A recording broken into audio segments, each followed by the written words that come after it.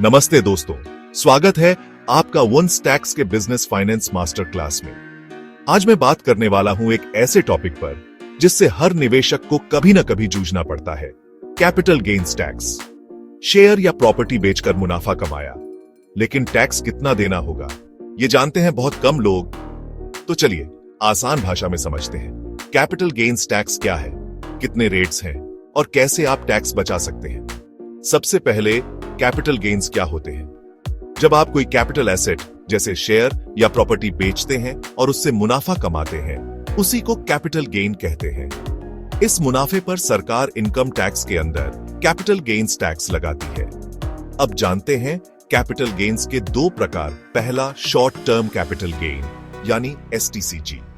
अगर आपने शेयर 12 महीने से पहले बेच दिए तो आपको 15% टैक्स देना है। वहीं अगर आपने प्रॉपर्टी 24 महीने से पहले बेच दी तो ये आपके नॉर्मल इनकम टैक्स स्लैब पर टैक्स होगा। दूसरा, लॉन्ग टर्म कैपिटल गेन यानी LTCG। अगर शेयर 12 महीने बाद बेचते हैं तो पहले 1 लाख तक कोई टैक्स नहीं, उसके ऊपर 10% टैक्स लगेगा, इंडेक्सेशन की छूट नहीं। प्रॉपर्टी के लिए अगर 24 महीने बाद बेचते हैं तो 20% टैक्स लगेगा, पर इंडेक्सेशन का फायदा मिलता है। अब बात करते हैं टैक्स बचाने के आसान तरीकों की।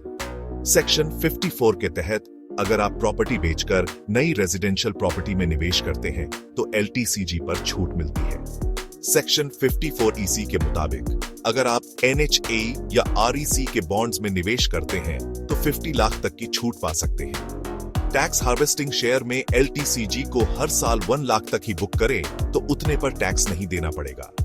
चलो एक एग्जाम्पल से समझते हैं। मान लीजिए रोहित ने 2015 में एक फ्लैट खरीदा और 2025 में बेचा। इंडेक्सेशन के बाद उसका प्रॉफिट 30 लाख आया।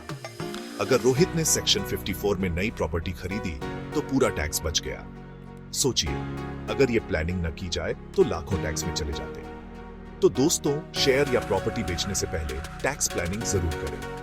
अगर आपको समझना है कि आपकी कैपिटल गेन्स पर कितना टैक्स लगेगा या कैसे बचाया जाए तो वन स्टैक्स से फ्री कंसल्टेशन बुक करें, लिंक डिस्क्रिप्शन में है।